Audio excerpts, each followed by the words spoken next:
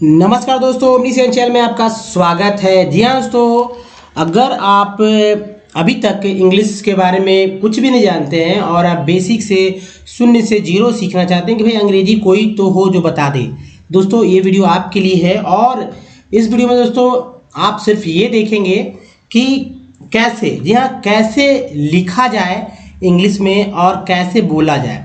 इससे ही जो है मतलब ये उस समय पे पहुंचाएगा आपको जब बोलने आपको आ जाएगा और लिखने में भी आपको जो सहूलियत होगी। देखिए, हाउ टू रीड पढ़ने वाला वीडियोस तो आप हो गया, काफ़ी हो गया।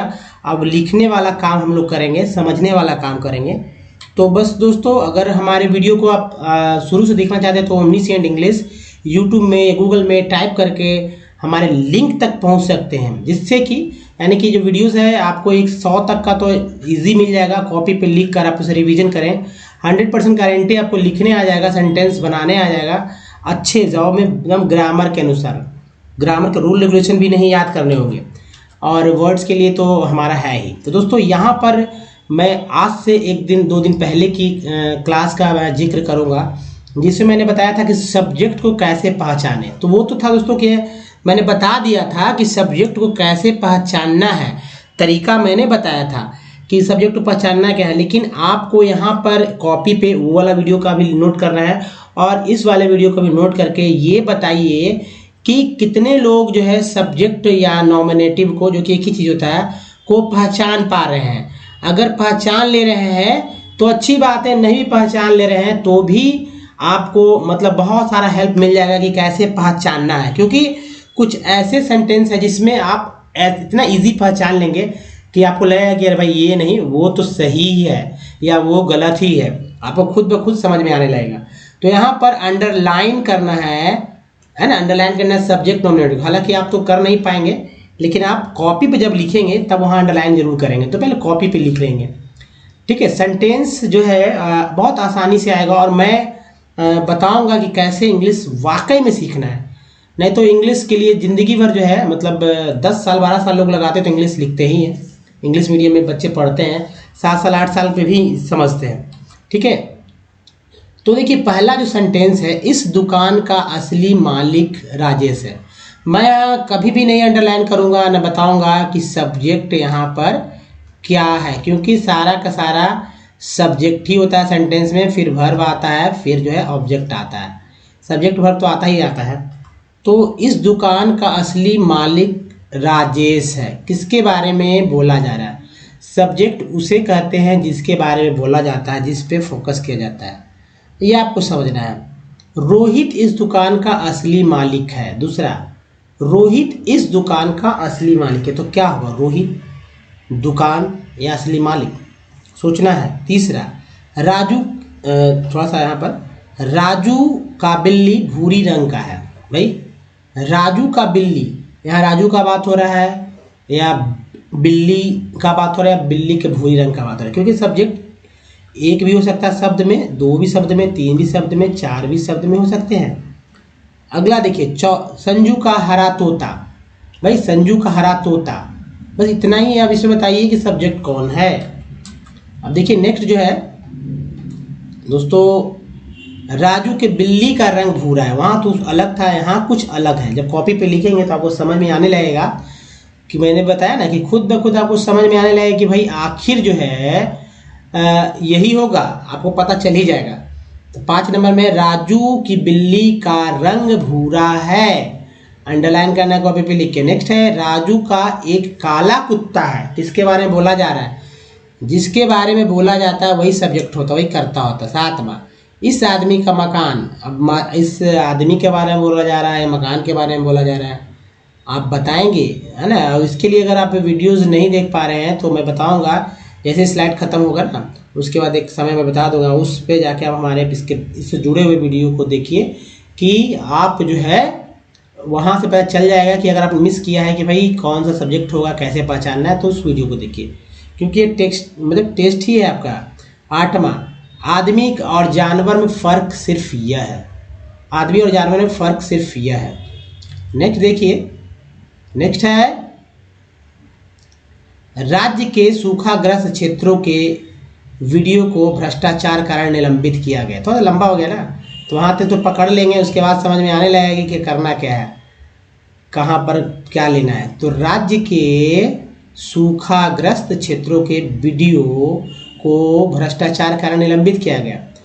10वां, केंद्र सरकार ने विश्व बैंक के साथ एक ऋण समझौता पर हस्ताक्षर किया ताकि शहरों की सफाई पर्याप्त व्यवस्था किया, मतलब शहरों की सफाई में, है ना, पर्याप्त व्यवस्था किया जा सके। 11वां, जहाँ तक मुझे जानकारी है देश आर्थिक प्रगति के पथ पर अग्रसर है। जहाँ तक मुझे जानकारी है देश आर्थिक प्रगति के पथ पर अग्रसर है। इसमें दोस्तों 2-3 क्लाउज हैं। अब 2-3 क्लाउज क्या होता है वो भी हम आपको पिछले ही वाले ही जब लिंक देंगे वहाँ से आपको पता चल जाएगा। आई बटन में लिंक चलेगा, ठीक है, आई बटन में लिंक ले लीजिएगा, वहाँ से आपको पता चल जाएगा। टर्म फिक्स में बताऊँगा अभी। 12वां, रमेश को मुंबई जाने के बाद ही अनमोल वापस लौटा। रमेश को मुंबई जाने के बाद ही अनमोल जो है वापस लौटा था। अब देखिए ये बहुत इंपॉर्टेंट था। अब मैं यहाँ पर ये बता दूं कि अब जो है यहाँ पर आप आई बटन में यहाँ जा सकते हैं 6:15 में, ठीक है। तो 6:15 में यानी 6 मिनट 15 सेकंड के आसपास में यहाँ आई बटन में आपको मिल जाएगा। अब देखिए वो तो सब्जेक्ट पहचानना था, आपने देखा, पिछले वीडियो से आप हेल्प ले सकते हैं। अब कंजुगेशन फॉर्म किससे कहते हैं? कंजुगेशन फॉर्म यानी पद परिवर्तन। हिंदी तो समझ ही नहीं पाएंगे, हिंदी की लिस्ट है, इंग्लिश ज़्यादा ईजी। तो कंजुगेशन फॉर्म किससे कहते हैं इसको समझना है दोस्तों। देखिए पहले तो कुछ बातें दिमाग में रखना है, सब चीज़ याद नहीं रखना लेकिन दिमाग में रखना है। सब्जेक्ट या नॉमिनेटिव के साथ क्रिया, सब्जेक्ट जो होता है सब्जेक्ट के साथ क्रिया के परिवर्तन को कंजुगेशन फॉर्म कहते हैं। अब ये क्या होता है भाई, सब्जेक्ट के साथ क्रिया के परिवर्तन क्या होता है, जिसे मैं आपको समझा दूं ताकि आपको समझ में आ जाए। मान लीजिए सब्जेक्ट है यहाँ पर आई, सब्जेक्ट है ना, यहाँ पर वी कर देते हैं, यहाँ पर किसी का नाम लिख देते हैं, है ना, राम लिख दिया, यहाँ पर लिख दिया, चलिए इधर लिख देते हैं, दे लिख देते हैं। अब सब्जेक्ट परिवर्तन क्या होगा, तो सब्जेक्ट परिवर्तन जैसे यहाँ पर आई लिखते हैं, आई के साथ एम लिखा जाता है, आई के साथ तो आर नहीं लिखेंगे, एम ही लिखेंगे ना, एम लिखेंगे। लेकिन यहाँ पर परिवर्तन हो गया, परिवर्तन हो गया ये कि यहाँ पर जो है आर लिखेंगे, ये परिवर्तन हुआ ना, एक ही तो नहीं चल रहा। यहाँ पर दोस्तों इज लिखेंगे तो यहाँ पर वापस आर लिखेंगे। यही सब्जेक्ट के साथ क्रिया का परिवर्तन है। और ये परिवर्तन सिर्फ इतने ही लेवल पे नहीं है बल्कि हर एक तरह के वाक्य में हर एक तरह का परिवर्तन होता रहता है। कहीं जो तो आपको डू भी लगा देना होता है, डू हैव वाला चलेगा, ठीक है। फिर जो है डिड हैव वाला भी चल सकता है, पूरे के लिए बात है, ऐसा नहीं कि डिड हैव वाला बात चलने वाला है। तो डिड हैव, डू हैव, जिसमें फिर वॉज वेयर पास्ट तो आता ही बाद में, तो इसमें डू हैव में आ ही गया, डिड हैव में आ ही गया। तो ये सब हैव बीन, इंग लैग, गोइंग, डांसिंग वगैरह, इन सब का तो सब देखेंगे हम लोग। तो आप ये समझ चुके होंगे कि क्रिया के साथ पद परिवर्तन को कंजुगेशन फॉर्म बोलते हैं। तो कंजुगेशन फॉर्म क्या है। अब चलिए नेक्स्ट जो है नोटा वीना में देखते हैं, विशेष ध्यान देना है कि सब्जेक्ट या नॉमिनेटिव के साथ ऊपर का फॉर्म में देखें कि सब्जेक्ट कहीं, सब्जेक्ट जो है कहीं जो है मैं, ऐसा मैंने बता दिया, मैं, आई मीन्स क्या था, मैं, हम लोग, तुम, यू, तुम लोग, ही, वे लोग इत्यादि है, और क्रिया है हूँ, है, ही। जैसा कि मैंने अभी इंग्लिश में बताया वही चीज़ को इसी में हिंदी में लीजिए ताकि आप लोग अच्छे से समझ सकें। और इस परिवर्तन को कंजुगेशन फॉर्म करते हैं, और डिटेल में यहाँ पर हो गया। अब जैसे देखिए verb to be, verb to have, verb to do have, यहाँ पर 3 तरह का है और तीनों में जैसा कि मैंने बताया is, was, were, do, does सब आ जाएगा, सारा आ जाएगा, ठीक है। अब प्रेजेंट में है बी मीन्स क्या होता है, होना। पास्ट बी का बिकम हो जाएगा, बिकम, इसका मतलब ही होना। हैव मीन्स होता है प्रेजेंट में है, और डू हैव का मतलब भी है ही होता है। ये समझने के लिए अब देखिए याद रखिए क्या कि वर्ब टू बी क्या है, वर्ब टू बी क्या है, ये वाला क्या है, वर्ब टू बी है, वर्ब टू हैव क्या है, वर्ब टू डू हैव क्या है, इसको समझिए। तो वर्ब टू बी जो है बी यानी वर्ब, बी क्या है, वर्ब है, बी क्या है, बी क्या है, वर्ब है, ये क्या है, वर्ब है, ये क्या है, वर्ब है। तो इसका ओरिजिनल फॉर्म है, ठीक है, वर्ब टू बी का ओरिजिनल फॉर्म है इसका, क्योंकि वर्ब के पहले टू लगा है। कहीं भी आप देखते होंगे डिक्शनरी वगैरह में, अगर आपने कोई इंग्लिश में इंटरेस्ट होगा टू गो लिखा रहता है, टू गो, है ना, टू डांस, कुछ भी ऐसे करके किससे पता चलता है कि ये वर्ब है। तो वर्ब के पहले टू लगा ही रहता है, इसमें कुछ किंतु परंतु की कुछ बात ही नहीं होती है, तो बस समझना है। अब देखिए कि सभी क्रियाओं के पहले टू लगाकर बोला जाता है, जैसा कि मैंने अभी बता ही दिया आपको, बाद में आया। यही जो है वर्ब का ओरिजिनल फॉर्म होता है। वर्ब कैसे पहचानते हैं हिंदी में, जिसमें ना वगैरह लगा रहता है लास्ट में, उसे वर्ब क्रिया कहते हैं, और उसी का अंग्रेजी होता है। वर्ब टू बी से क्या होता है, क्या क्या होता है, इसको समझिए। प्रेजेंट में वर्ब टू बी से होता है तो है, एम मीन्स हु ना होता है, हु, एम मीन्स हु। इसी का पास्ट हो जाता है वॉच, मीन्स था। वर्ब टू बी से प्रेजेंट में एम और पास्ट में वॉच। इसी का है आर मीन्स होता है, आर मीन्स है। हो भी होता है, दोनों होता है हो दोनों होता है, ठीक है। तो यहाँ पर हो भी लिख लीजिए, है भी। और इसका पास्ट हो जाता है वर, यानी था थे थी, ये वर्ब टू बी। उसके बाद एक और देखिए, इज भी तो होता है ना, थर्ड पर्सन सिंगुलर नाम में, इसका पास्ट होता है वॉच, है ना, वॉच।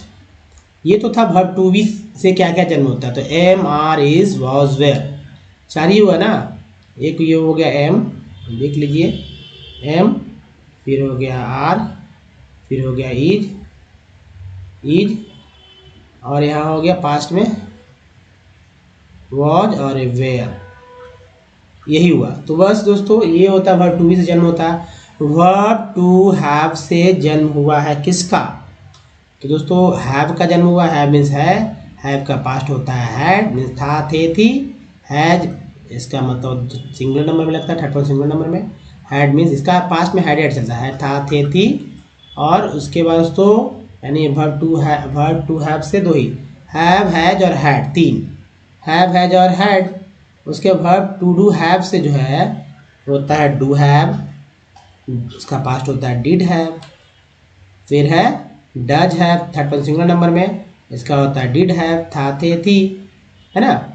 और उसके बाद है दोस्तों विशेष रूप से देखिए इस बात को, ये जो है लिख लीजिए, क्योंकि इसको समझना बहुत आसान है और लेकिन लोग समझते नहीं हैं। अब देखिए सब्जेक्ट और नॉमिनेटिव के साथ क्रिया का प्रेजेंट या पास्ट कहीं हैव का परिवर्तन नहीं देता, डू का होता है, ठीक है। इसमें क्या समझना है कि सब्जेक्ट है, सब्जेक्ट जो भी है उसमें क्रिया का प्रेजेंट में जो है यहाँ पर जो डू लिख दिया मैंने, है ना। पास्ट में जो है तो डू, पास्ट या प्रेजेंट या पास्ट कहीं नहीं होता है डू का, ठीक है, डू का नहीं होता है, इस बात को ध्यान रखें, परिवर्तन नहीं होता है, डू का होता है।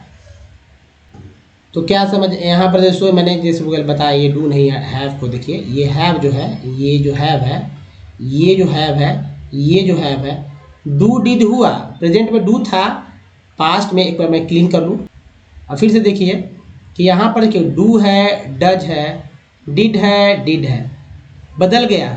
लेकिन हैव देख रहे हैं वर्ब टू डू हैव में, वर्ब टू डू हैव में जो है हैव, डू डज डिड बदल गया, लेकिन हैव जो है यहाँ वाला हैव, यहाँ हैव, हालांकि थर्ड पर्सन सिंगुलर नंबर है ना, कहीं भी नहीं हुआ, यानी हैज हुआ ही नहीं, ठीक है।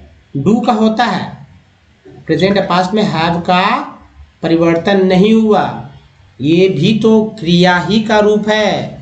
इसका भी जैसे आई डू, बहुत सारा सेंटेंस जब आप आगे आएंगे तो समझ में आएगा। चलिए तो दोस्तों इस वीडियो में यहीं तक है, क्योंकि ये दोस्तों टेस्ट था आपका। इस टेस्ट में अगर आप पास हो जाते हैं और तब दोस्तों आपको अगला क्लास में बहुत ही मज़ा आने वाला है। दोस्तों इस वीडियो में बनेंगे, धन्यवाद, थैंक्स फॉर वॉचिंग। मिलते हैं अगले वीडियो में, तब तक के लिए अपना ध्यान रखिए।